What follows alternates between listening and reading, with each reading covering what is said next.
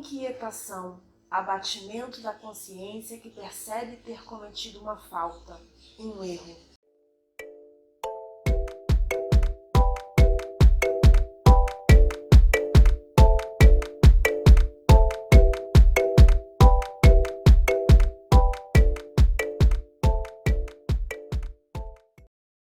Sejam bem-vindos a mais um vídeo dessa série de vídeos Conversando com Deus, e hoje nós vamos conversar sobre remorso. Alguns vídeos atrás nós conversamos sobre arrependimento. Hoje nós vamos conversar sobre remorso. Você já conversou com Deus sobre remorso? E qual é a diferença entre remorso e arrependimento? Vamos lá. Vamos entender mais uma vez o que o dicionário fala sobre remorso. Remorso é uma inquietação, abatimento da consciência que percebe ter cometido uma falta, um erro. Ok, remorso é isso. Remorso é quando você percebe que cometeu uma falta. Você percebe que cometeu um erro. Porém, o remorso, ele para por aí. Você percebe que cometeu uma falta e pronto, você só percebeu. Você percebe que cometeu um erro e pronto, percebeu. Ele para por aí. E qual é a diferença do remorso para o arrependimento? O arrependimento faz você voltar atrás. O arrependimento faz você voltar atrás, recuar para acertar. O remorso, ele para no erro. O arrependimento te faz voltar atrás para acertar. E um dos exemplos mais claros que eu vejo na Bíblia sobre remorso e arrependimento, que eu já falei também, eu citei esse exemplo no vídeo sobre arrependimento, é o exemplo de Pedro e Judas. Tanto Pedro quanto Judas traíram Jesus. Pedro negou Jesus. Judas vendeu Jesus.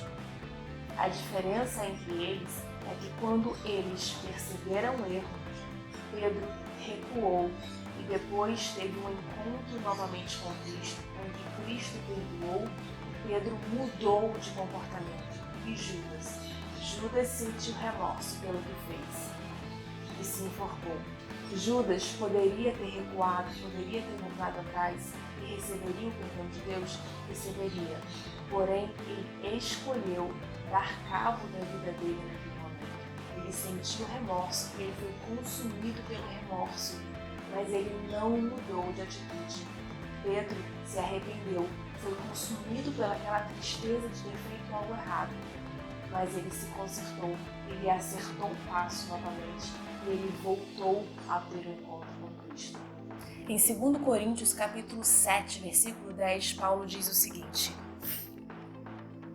a tristeza conforme o Senhor não produz remorso, mas sim uma qualidade de arrependimento que conduz à salvação.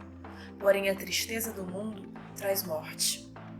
Ou seja, quando percebemos que fazemos alguma coisa errada e nos entristecemos, segundo o Senhor, Paulo diz aqui que essa tristeza, segundo o Senhor, ela traz arrependimento, ela traz mudança. E a tristeza, segundo o mundo, aqui é somente remorso, ela não traz mudança, ela traz angústia, porque não há arrependimento nela, não há mudança de comportamento, não há mudança de atitude. No versículo 11, Paulo continua: pois vede o que esse constrangimento, segundo a vontade de Deus, produziu em vós. Paulo está citando, sabe por que essa tristeza, segundo Deus, é uma coisa boa?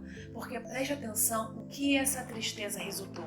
E Paulo começa a citar aqui para eles o que aquela tristeza resultou de mudança na vida deles. Ele fala: que dedicação, mas igualmente que defesa própria, que indignação, que temor, que saudade, que preocupação, que anseio por ver a justiça estabelecida. Em todos os aspectos provastes estar inocente nessa questão. Ou seja, o arrependimento, a tristeza que eles sentiram, segundo Deus, ou seja, o arrependimento fez eles mudarem de comportamento, fez eles mudarem de atitude, fez eles mudarem de pensamento, fez eles agirem diferente. Se quando você se entristece por alguma coisa, isso te move a fazer diferente, isso te move ao arrependimento, ao perdão e a agir diferente, você sentiu, você está passando pelo processo de arrependimento.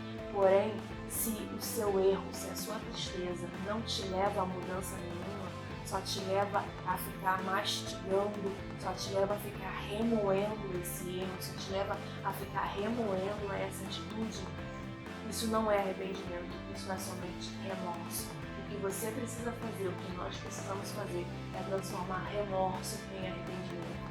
É aceitar que erramos e a partir daí aprender com os erros e fazer diferente. Pense sobre isso essa semana, reflita sobre isso essa semana, converse com Deus sobre isso essa semana e tenha uma semana abençoada em nome de Jesus.